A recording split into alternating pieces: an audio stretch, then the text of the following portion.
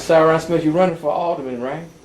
Yes, wait, sir. wait, Syron, we're taping this before the ballots. I mean, what you got in that ballot? The signatures are turned in. Mm-hmm. So, Syron Smith, will you be on the ballot this time, man? Come on. You know, Mark, Come on, man. as I always say, man, thanks for doing what you do, man. I get a lot of people who watch the shows that you produce, man, and they critical of you, Mark, but I tell them the purpose of the show is for you to let people know I exist. So to all the people who are critical of Mark, I appreciate this brother for taking time out for even doing I'm behind this the, show, I gotta you get know? in front of the camera because my critics, I can't stand criticism. No, but I love the people. No. now. What happened was they don't understand the purpose of this video is to have your face. Right. To let people know you're running for alderman. Now, in public access, I cannot tell them to help your cause. I can't say that. Right. But they supposed to be smart enough to do that. They smart. No, they gotta understand. Smart. See, the whole thing is just FaceTime. Right. They supposed to see you and say, I love Syron, I'm gonna call them up right now. They can call you right now. That's right.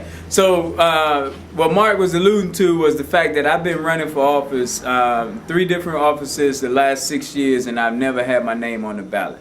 And I'm a pretty smart guy, I believe. So it's some other stuff going on as to why my name has never been on the ballot. For this automatic race, which is Tuesday, February 22nd, that's the final day for election. We'll have early voting, but that'll be the final day to vote.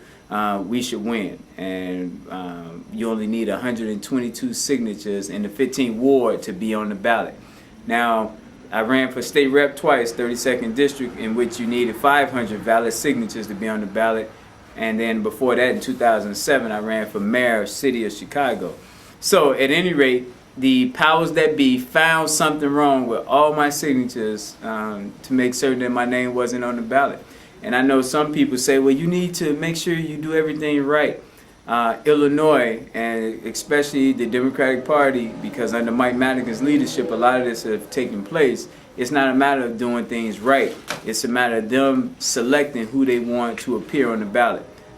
For this last race, which January 8th, 2010, my name was removed this year, I turned in 1,180 signatures. I only needed 500 valid signatures.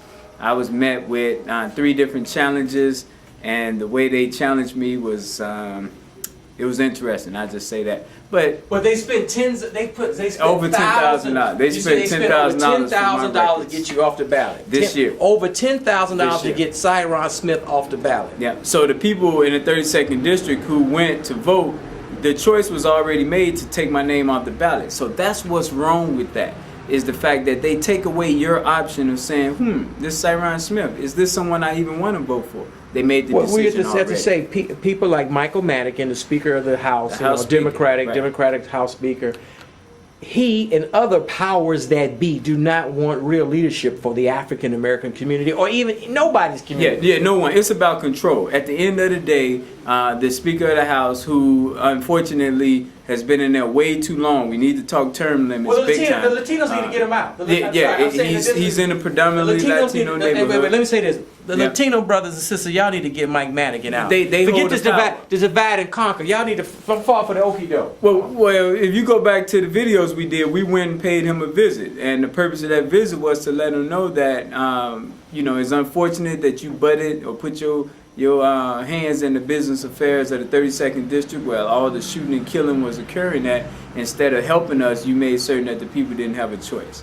All that's water under the bridge. The fact of the matter is, I ain't mad at Mike Madigan. That's politics. But I don't accept that. I don't accept that. But I roll with the punches for now. You ain't mad at him. That's politics. Right. We're going to create some change that's going to also change the way we operate when it comes to politics. I personally believe that the alderman shouldn't be the committeeman as well.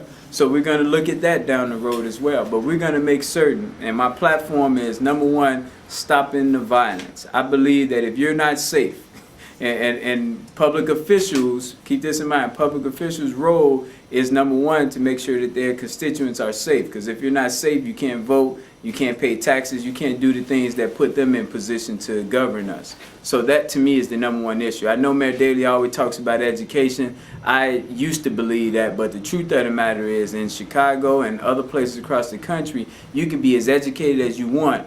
Unfortunately, the powers that be, if you're not in the loop with them, you can be the brightest with a PhD, but if you're not part of the clique, they won't allow you access. So education should be one of the top things, but it's not, because unfortunately, Daily, the Madigans, and other people who are in power, it's a matter of who you know. So we're going to change that as well. A lot of times, and since I've been going door to door throughout the 15th Ward, people try to tamp down my enthusiasm in terms of saying what all we're going to change. And they say, young man, you young. Barack Obama thought when he went in office he was going to be able to make these changes. Now you see they stonewalling him. What I want to say to people about that is the key difference between me running for office and even our wonderful president, who I appreciate dearly. The truth of the matter is I am a community organizer first.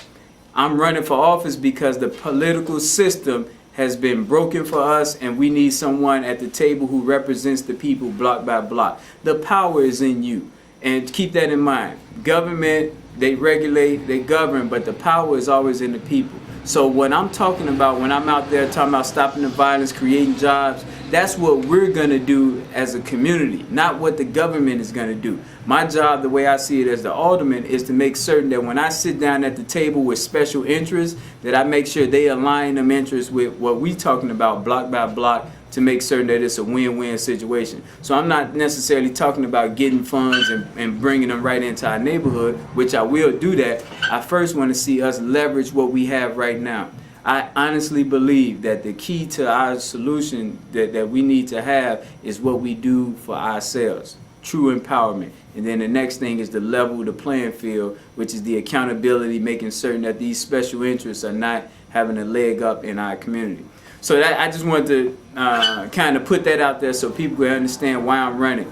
The number one issue is stopping the violence. The second issue is slowing down this corruption. I would say stop the corruption, but I'm going to say slowing down the corruption. And the way I'm going to do that is by making sure that I'm one of the most transparent candidates out there. You're going to see everything from the financial aspect. You're going to see everything in terms of when I vote on something that I went block by block to find out what the people thought about the legislation, the ordinance that we're getting ready to pass or fail. So I'm going to be that type of legislator for you in the 15th Ward.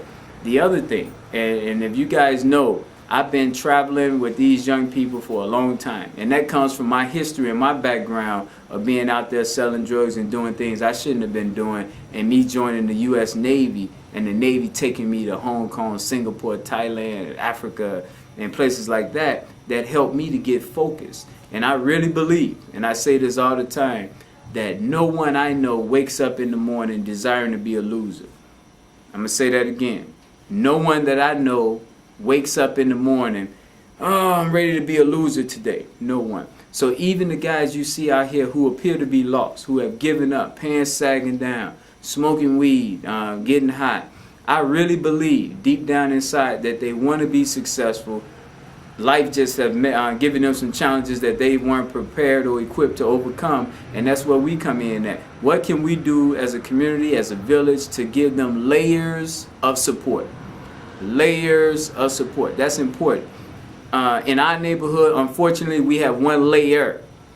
And so if something happens to that support system, whether it's grandmama or granddaddy, whoever it is, that's it. If it's a child, if it's an endangerment issue, that child is in the system now. It's no longer 3 or 4 echelons that they can branch into to be supported. I'm going to be running, and I am running, to make sure that we build that layers of support block by block all over the area. So people who never met me before, the first time seeing me, if you Google my name, you will see someone who has a long history of just being active in the lives of people.